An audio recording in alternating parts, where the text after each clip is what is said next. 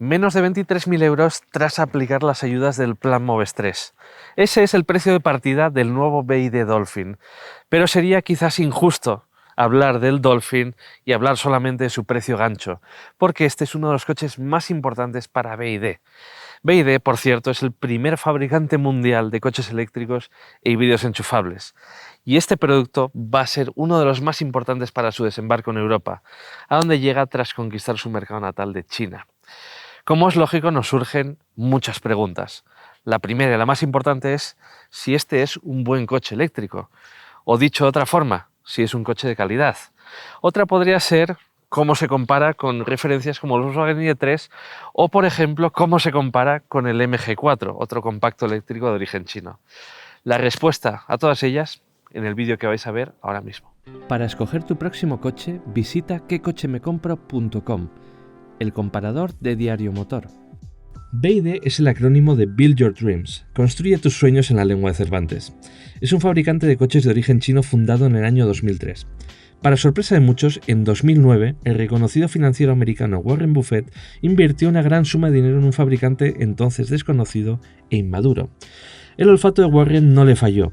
En 2022, BYD fabricó 3,3 millones de coches, de los cuales 1,8 millones fueron 100% eléctricos o híbridos enchufables. Estas cifras permitieron a BYD adelantar de forma clara a Tesla y establecerse como primer fabricante mundial de coches electrificados. BYD, de hecho, desarrolla y fabrica sus propias baterías y las suministra a marcas como la propia Tesla. Es un gigante y además con muy buena reputación en la industria. A principios de 2023, BYD desembarca en Europa a lo grande y en estos momentos cuenta con una gama de hasta 5 coches, de los que el Dolphin es su vehículo de acceso y a priori el que más se venderá. Aunque desde delante pueda parecer un coche pequeño, este es un coche compacto tradicional y mide 4,29 metros de longitud. En cuanto a sus dimensiones exteriores, es casi idéntico en tamaño al MG4 o al Volkswagen ID.3, sus rivales más directos. El diseño del BYD Dolphin es amable y no arriesga demasiado. En ese sentido es un coche menos transgresor que sus hermanos de gama, de diseños más personales. Esto no es una mala noticia ni algo malo per se. El Dolphin busca agradar y no perder potenciales clientes a causa de su aspecto. Por contra, es un coche no demasiado llamativo. De su frontal destacamos una calandra ocluida y formas suaves en el paragolpes, mientras que en su perfil sus nervios, molduras y techo en contraste disimulan a la perfección una altura elevada para un coche compacto. Sus 1,57 metros de altura son más propios de un crossover. Por detrás llama la atención la palabra Build Your Dreams esparcida a lo ancho de una única óptica. La inspiración del diseño, dicho sea de paso, es la misma que la de su nombre, el mundo marino. Este es el puesto de conducción del BYD Dolphin. Como estáis viendo, es un puesto de conducción que de entrada se siente muy moderno y además con una calidad percibida pues bastante buena, sobre todo teniendo en cuenta que este es un coche de precio bastante contenido. Pero vamos a analizarlo paso por paso porque aquí hay bastantes cosas de las que hablar. Empezando por esta pantalla y esta pantalla. Empezamos por la pantalla central de este BYD Dolphin. Tiene 12,8 pulgadas de diagonal y aunque ahora lo estáis viendo en una posición horizontal, fijaos en este detalle. Es una pantalla rotatoria y se puede poner en esta posición también vertical. Personalmente, la verdad, prefiero la posición horizontal porque la posición vertical, al ser una pantalla tan grande, me elimina algo de carretera cuando voy conduciendo y eso me molesta al final. Como podéis ver, es una pantalla muy fluida, es un sistema operativo propio basado en Android, pero con una skin de BYD. Tiene compatibilidad con Apple CarPlay alámbrico y Android Auto tanto inalámbrico como alámbrico. Ya sé que la palabra no existe, pero ya me estáis entendiendo. Tiene un funcionamiento muy fluido, pero tiene cierta curva de aprendizaje. Podría tener una interfaz quizás algo más clara, sobre todo a la hora de buscar, por ejemplo, ajustes de asistencias a la conducción, ajustes de la carga, etcétera. Sobre todo, si vamos conduciendo se puede hacer algo farragosa. Además, tenéis que saber que lo que es la climatización está integrada en la propia pantalla. No tenemos mandos físicos para ella, más que un mando para encenderla o apagarla o para desempañar el cristal frontal. La instrumentación digital, por su parte, es una pantallita de 5 pulgadas que tenemos aquí en el hueco del volante. Más allá de un par de modos de visualización en los que no cambia prácticamente nada, es una pantalla que nos ofrece la información básica que necesitamos para conducir.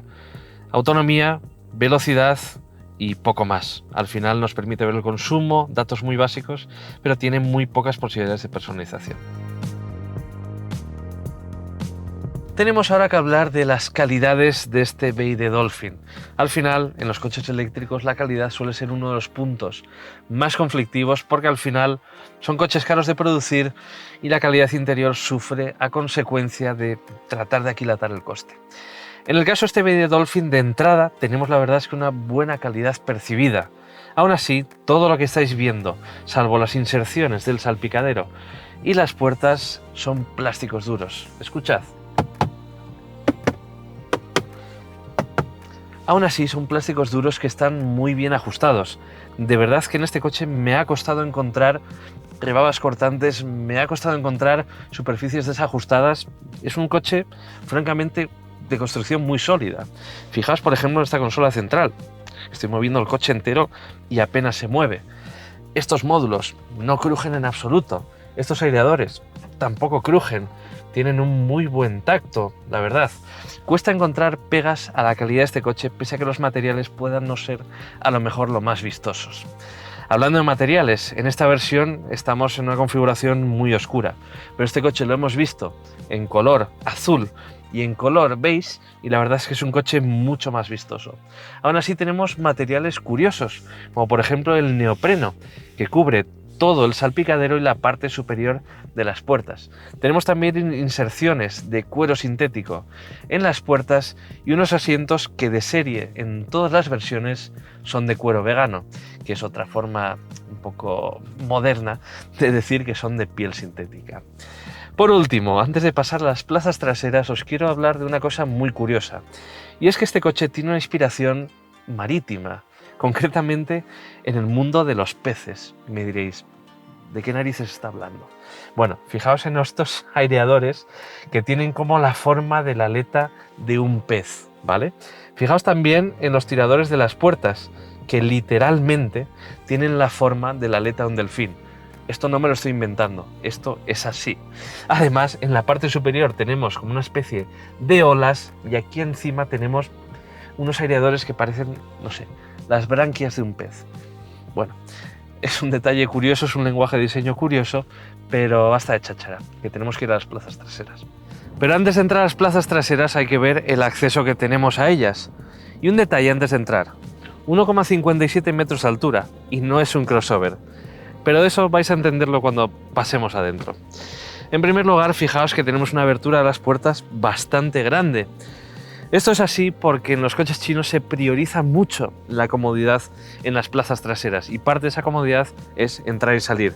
Tenemos un hueco muy regular y además el asiento está a una cierta altura, por tanto, cargar y descargar a un niño en una sillita va a ser fácil. Vamos a ver qué tal vamos despacio. Bueno, como habéis visto, entrar y salir de este coche es sencillo. Y es que pareciera que estamos en un crossover, pero no es así. Este es un coche convencional, pero es un coche eléctrico, por tanto las baterías están situadas bajo el habitáculo y eso hace que la posición de conducción y los asientos estén ligeramente elevados con respecto a un compacto tradicional. Como beneficios, pues tenemos un fondo completamente plano, es muy fácil entrar y salir de este coche o cambiarse entre las plazas, pero por contra lo que tenemos es que llevar las piernas ligeramente flexionadas. Aún así, este coche tiene unas plazas traseras que son muy amplias y esto se debe a que tiene 2,7 metros de distancia entre ejes, una distancia muy grande para un coche de menos de 4,30 metros. Y fijaos lo que eso provoca. Tengo 4 o 5 dedos para mis rodillas hasta el asiento delantero, que está regulado para mi postura de conducción y mi estatura de 1,83, y para la cabeza hasta el techo aún tengo un par de dedos. La verdad es que es un espacio muy generoso. Pero también quiero mencionaros algunos detalles más. En primer lugar, las amenidades. Tenemos aquí un pequeño hueco portaobjetos, tenemos 2 tomas de carga USB tipo C y entre los asientos tenemos un reposabrazos muy ancho, muy cómodo, con 2 huecos portabebidas. Por último, un detalle que me ha gustado. Estas puertas tienen exactamente la misma calidad que las puertas delanteras. Están construidas con los mismos materiales y eso nos gusta. Vamos ahora a ver el espacio de carga. Para empezar, el portón de este maletero es manual, no eléctrico, que es muy fácil acostumbrarse a lo eléctrico. Tenemos un maletero de 345 litros de volumen. Es un volumen que está algo por debajo de la media del segmento, pero no es un maletero demasiado pequeño. Ahora mismo lo estáis viendo en su configuración más cómoda. ¿Y por qué digo más cómoda? Porque aquí la superficie de carga está engrasada con la boca de carga, pero realmente no estáis viendo el volumen completo del maletero. El volumen completo del maletero, sus 345 litros, están bajo este doble fondo. Aquí tenemos el volumen completo, pero hay un salto importante entre la boca de carga y la superficie de carga inferior. Hablando de la boca de carga, por cierto, ya estáis viendo que es bastante alta, me queda más o menos a la altura de la cadera, y aunque está forrada en plástico, y ese es un buen detalle, no es del todo regular y no es demasiado ancha. Abatiendo los asientos, por cierto, se obtiene una superficie de carga plana de 1310 litros de volumen. Antes de ponernos al volante, tenemos que hablar de motores, baterías y recarga. El BYD Dolphin estará disponible con 2 baterías. Estas 2 baterías son de desarrollo propio y pertenecen a la familia Blade, cuyo nombre hace referencia a la organización de las celdas en módulos alargados y estrechos. Tienen capacidades brutas de 44,9 y 60,4 kWh. Su química es de ferrofosfato de litio, libres de cobalto. Sacrifican algo de potencia de carga y densidad energética a cambio de un menor coste, más seguridad en caso de accidente y una mayor durabilidad. De hecho, BYD afirma que soportan sin problema hasta 5.000 ciclos de carga y descarga. Todos los motores eléctricos del BYD Dolphin accionan el eje delantero y tienen potencias de 95, 177 o 204 caballos, estando este último reservado a la batería de mayor capacidad. Por el momento solo conocemos los datos homologados de la versión tope de gama, cuya autonomía WLTP es de 427 km. Hace el 0 a 100, por cierto, en unos muy solventes 7,0 segundos, datos más propios de un compacto deportivo. De las versiones de acceso estimamos una autonomía WLTP de entre 300 y 350 km. Si tenemos que poner un pero a este sistema de propulsión eléctrica es que su potencia máxima de carga es de 88 kW en corriente continua, inferior a la de sus rivales directos. Con todo, esto nos permite pasar del 30% al 80% de carga en 29 minutos. La versión del BYD Dolphin que estamos probando en esta toma de contacto es la versión tope de gama, es decir, tenemos una batería de 60,4 kWh de capacidad y tenemos un motor eléctrico delantero de 204 caballos. Ese es un detalle interesante porque sus rivales más directos, el Volkswagen ID.3 y el MG4, llevan el motor eléctrico detrás. Este es un coche construido sobre la plataforma modular e-Platform 3.0 de desarrollo propio de BYD. Aunque en este coche tenemos un motor delantero y una batería de 60 kWh, esta plataforma permite tener 2 motores eléctricos, un motor delantero o un motor trasero. Además, también nos permitiría tener una batería de mayor o menor capacidad. Al tratarse de un coche eléctrico, es al final un coche que tiene un aislamiento bastante correcto y que es un funcionamiento, pues lógicamente, muy silencioso. Aún así, en este coche percibimos cierto sonido de rodadura, no tanto aerodinámico, pero sí cierto sonido de rodadura. En cuanto a tacto de conducción, estamos hablando de un coche, pues francamente, con una orientación cómoda. No es un coche deportivo pese a que tengamos muy buenas prestaciones. Es un coche más bien orientado a ser cómodo en ciudad, a ser cómodo en viajes y no a ser un coche, digamos, deportivo.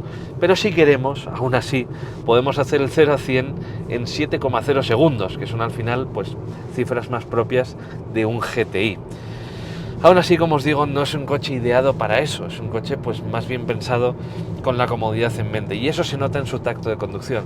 Tenemos una dirección que incluso en su modo más duro es blanda, no nos transmite absolutamente nada de lo que pasa bajo las ruedas y una suspensión que, si bien hace un buen trabajo a la hora de mantener la compostura del coche en las curvas, si le buscamos un poco las cosquillas se las vamos a encontrar, especialmente pues si vamos a ritmos para los que este coche pues al final no ha sido diseñado. Un detalle que os quería mencionar y que me ha llamado la atención de este BYD Dolphin es que para ser un coche eléctrico con cierta autonomía es un coche relativamente ligero, y digo relativamente porque si lo comparamos con un compacto tradicional pues es un coche pesado, pero teniendo en cuenta que tenemos un peso en orden de marcha de menos de 1.700 kilos, pues para ser un coche eléctrico es un coche relativamente ligero. Y aunque os recalco, no es un coche ideado para irse de curvas, ni para ser dinámico, ni nada por el estilo, pues al final pues es un coche relativamente ágil y que no se siente pesado y cargado de inercias, especialmente pues en un tramo como este del Altazar, que al final pues es más propio pues para un compacto deportivo de los de toda la vida. Otro detalle que os quería mencionar también es relativo a la personalización de la experiencia de conducción. ¿Qué quiero decir con eso? Pues por ejemplo la retención variable, la regeneración variable cuando soltamos el pie del acelerador. En este coche no tenemos regeneración variable, tenemos simplemente dos niveles de regeneración, uno más intenso y otro un poco menos intenso. La verdad es que un poco difíciles de distinguir uno del otro, y al final tampoco tenemos levas tras el volante que nos permitan modificarlo, tenemos que hacerlo a través de un menú en la pantalla central, y un menú la verdad es que algo farragoso y que nos obliga a distraernos bastante si vamos conduciendo. En resumen, tenemos una experiencia de conducción que es relativamente poco personalizable, pero al final, pues todo lo sencilla que puede ser en un coche eléctrico, on-off. Y como estamos en un coche eléctrico, pues tenemos que hablar de consumos y eficiencia, porque ese es un punto en el que la marca ha hecho mucho hincapié en esta presentación. Sacar conclusiones de consumos en una toma de contacto tan corta no es demasiado riguroso, y no debemos extraer conclusiones precipitadas, pero hemos querido daros unas pequeñas pinceladas de su gasto energético a falta de una prueba de larga duración. El consumo combinado durante nuestros 160 km de toma de contacto ha sido de 17,1 kWh a los 100 km, una cifra muy correcta para su tamaño, prestaciones y aerodinámica. Es un consumo inferior al que obtuvimos en su momento con un Volkswagen ID.3 o un MG4. En un ámbito urbano el consumo puede reducirse aún más, mientras que en autovía y vías rápidas hemos visto cifras en el entorno de los 18 o 19 kWh a los 100. A este consumo tan contenido contribuye, entre otras cosas, que tengamos una bomba de calor de serie en todas las versiones del Dolphin y una gestión energética y térmica muy cuidada de la batería Blade. Como ya ocurrió con el MG4, el BYD Dolphin viene a demostrarnos que los fabricantes chinos están aquí para quedarse. El Dolphin es un producto eficiente, bien hecho y bien resuelto. Es un coche con pocos defectos y además tiene un precio muy competitivo. Con un precio de 22.990 euros tras ayudas o 29.990 euros sin ellas, es un coche al que solo el MG4 puede equiparar en precio dentro del segmento de los compactos eléctricos. Y en mi opinión este es un coche con una mayor calidad percibida. Al final es un precio muy atractivo y es incluso un precio más atractivo que el de muchos coches compactos tradicionales, de los de toda la vida. Ese puede ser el quid de la cuestión y una de las claves del desembarco masivo de las marcas chinas en Europa. No solo tienen un producto de muy buena calidad, sino que lo venden a un precio que las marcas europeas no pueden o quizás no quieren igualar. A buen entendedor sobran las palabras, así que dejadme que termine con el refranero español. Cuando veas las barbas de tu vecino pelar, pon las tuyas a remojar. Las primeras entregas del BYD Dolphin tendrán lugar en septiembre u octubre de 2023. Por las unidades de batería pequeña habrá que esperar, eso sí, a principios de 2024. La red de concesionarios y servicio de BYD en España llegará a 8 centros antes de que termine el año y se expandirá aún más en 2024.